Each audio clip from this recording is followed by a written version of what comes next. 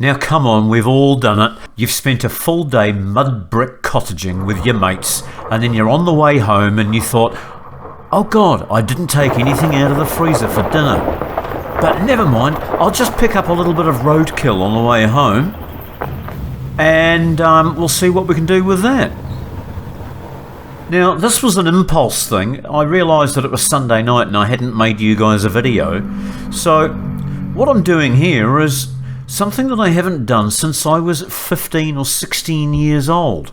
I'm going to skin a possum. Now, this possum was run over, and he was on the side of a fairly main road, and he hadn't been squished. So that indicated to me that he was fairly fresh, and I decided he could come home with me, and I'll get him opened up and see if he's worthy of turning into dinner, or whether I'll end up just making a video and then putting him into the compost bin.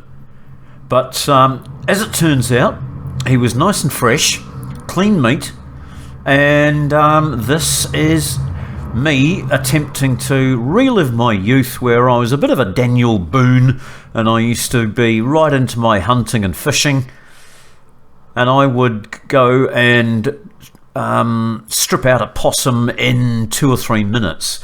So just doing this with a knife that I grabbed out of the knife and fork drawer that's not really suited to it. It's a fishing bait knife, not suited for skinning. What I'm going to do is just show you how you remove the guts, open up the rib cage, and then if you cut the esophageal tract, you can then remove all of the organs in one piece with no bleeding, no mess. You just cut the top here, and then each organ is lightly attached to the chest cavity wall with a membrane, and you can just trim those away and peel it right down to the bottom. Careful with the bowel, because if you open up the bowel it can taint the meat. Some people decide to keep the organs. I'm doing this just for the sake of the vid, so I'm not going to keep all the goodies, the heart and the liver. But we open out the chest cavity, peel it away from the chest walls, and then we go down into the bottom. As I say, be careful not to rupture the bowel and the digestive tract, and then you just cut around the anus, and the whole lot can be removed out in one piece with no mess.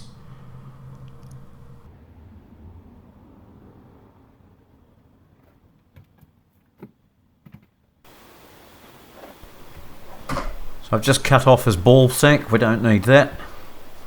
And now I'm going to take off his gloves, just run a knife around each hock to cut the skin. Now while a possum's warm, and I suppose the same goes for rabbits as well, while the body's warm you can slip the skin off like taking the glove off a hand. It really is that easy. But when this one's cold, it had been lying on the road for maybe 3 hours, 4 hours, could have been a bit longer. It's gone through rigor mortis. Rigor mortis sets in after an hour or so, but then fades out again. So his body's back to being quite supple. I'm just going to open him up through his armpits and out to his paws.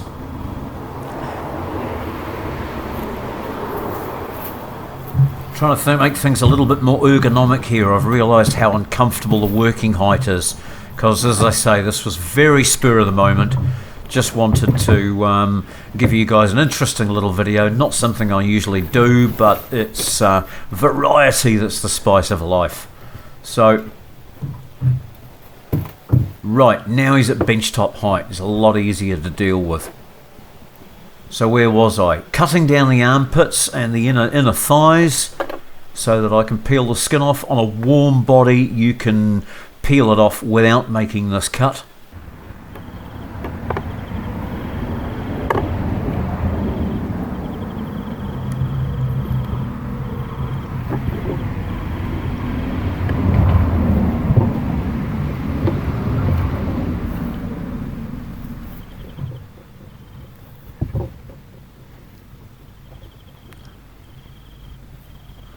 Peel the skin away from both sides, meeting at the backbone.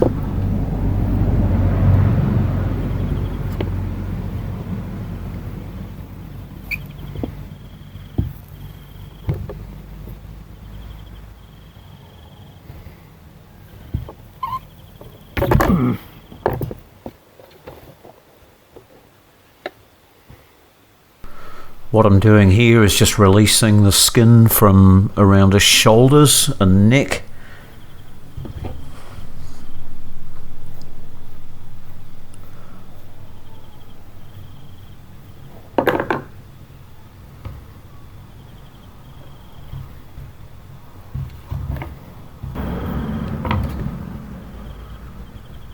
And then we'll just trim the skin off around the back of his head.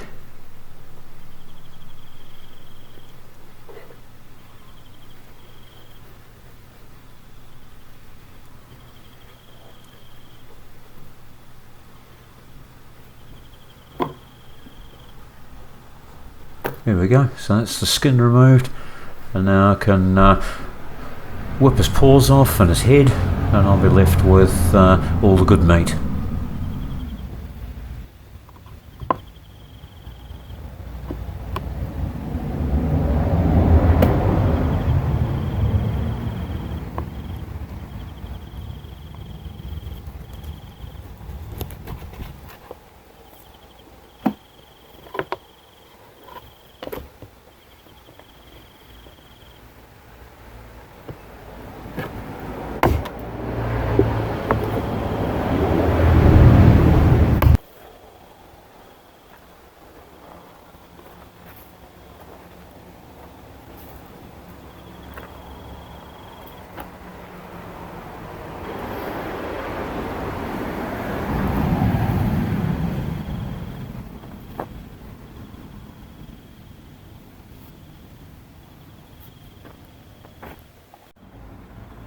So there you go, down and dirty, quick and easy. I haven't done it since I was 15 years old, and it's always a lot easier with a warm carcass. That's now ready to quarter and sear in a pan, and then be put into a casserole or whatever you choose to do. Eating possum by itself, if you manage to get the scent sacs out as soon as you dispatch it while it's still warm, then you'll get something that tastes like chicken meat.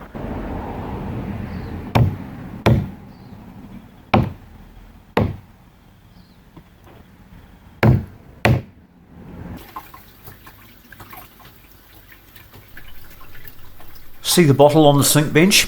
That's chlorine dioxide. Chlorine dioxide is a very powerful germicide and pathogen killer used in the food industry. So I use that instead of chlorine because it doesn't leave a taste to the meat but makes sure that any greeblies get killed. So now I've dropped him into the pan and he's searing on the first side. While that's happening, I'll just chop some onions and get the kumara ready. Kumara is our New Zealand sweet potato. Should be paired very nicely with a bit of possum.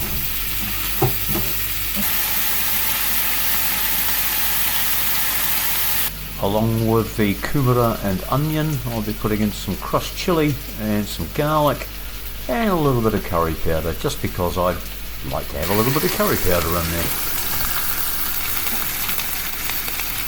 Just making sure that it's seared evenly on both sides. And then we'll add these other ingredients.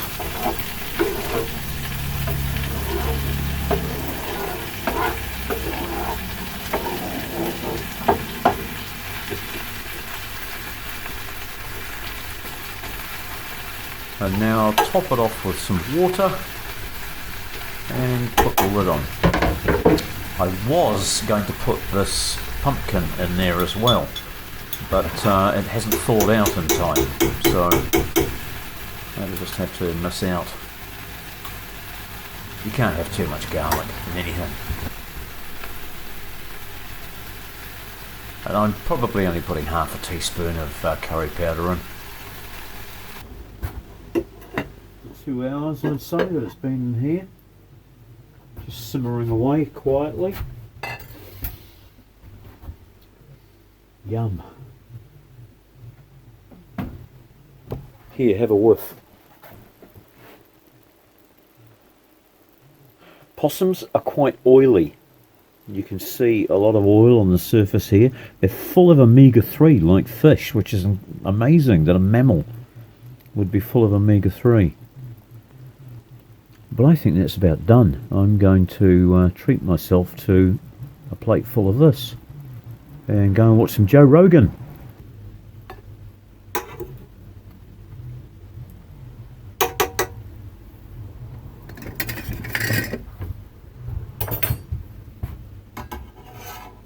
If somebody could tell me in the comments down below what this is for.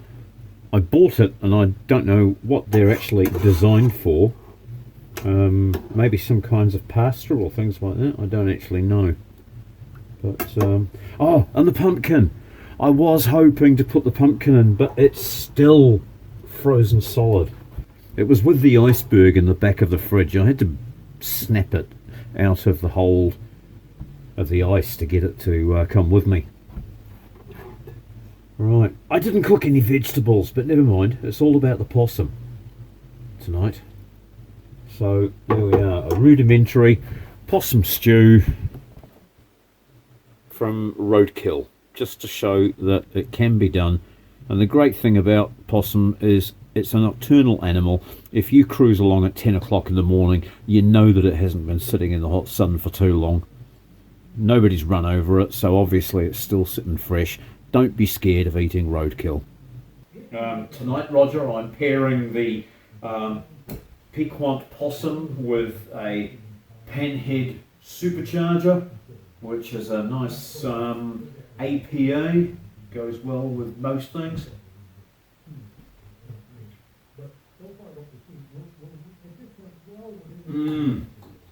It's like a cross between chicken and rabbit. Elements of both, slightly meatier. There's a meal for two in a possum. Pair it with your favourite garden vegetables. And this honestly does taste really, really good. While I've got you, this is my new setup in my new cabin. This is my second night in the new cabin. Just before I go, I'll give you a once around the room so you can have a quick look. No carpet, no curtains. That's all coming next week. It will be in the video. There's a video coming up about me building this place. I built it single-handedly with the exception of lifting the large roof panels on. I'd like to thank my mate Baz, who's always there when I need him, for helping with that. Thank you, Baz.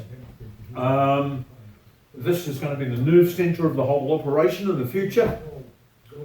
A lounge down that end, and then in the west wing, which will go off in that direction over there, another room of the same size will be my bedroom and the laundry and a storage area. And I've got my kitchen and bathroom and another little shed straight out this door across the deck. So let's just go once around the room to give you an idea of my new space.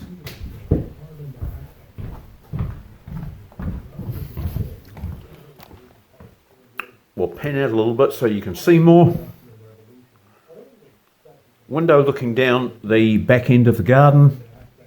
The new nerve centre area. I'm going to decorate that in a pseudo-industrial look. You'll see what I mean when it happens. My favourite leather couch that's been in storage for a long, long time. Nice to get that out again. At the moment I'm sleeping in here because the other side's not finished. This is the portal that will take me through into the far side, and then spinning round over here we've got a window. My wood stove is going to go down there. The bed won't be there by then, of course. Big ranch slider looking straight out into my kitchen and my bathroom, and then back to where we were. Humble, but the great thing is it's all built by me. I've had a lot of fun doing it and sharing it with you. So right now I'm going to get back to Joe Rogan and Randall Carlson talking about life, the universe and everything, and my dinner. So if recycling, rebuilding, repairing, scooping up roadkill is your kind of thing, keep an eye on the channel. You'll never know what I might be doing next. See you next time. Well, actually, no, you'll be seeing me next time, but I'll know you're there.